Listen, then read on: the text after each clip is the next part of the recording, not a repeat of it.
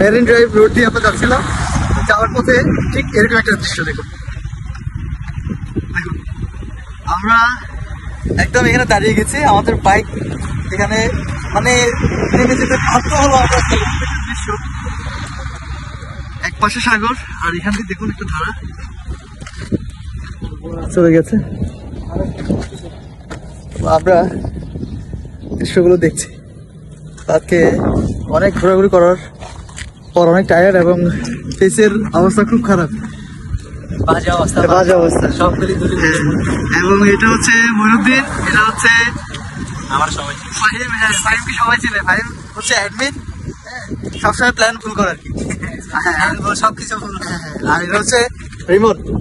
তো আমরা 4 জন, 2টা বাইক।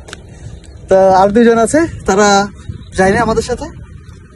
তো এই হচ্ছে ভিউ।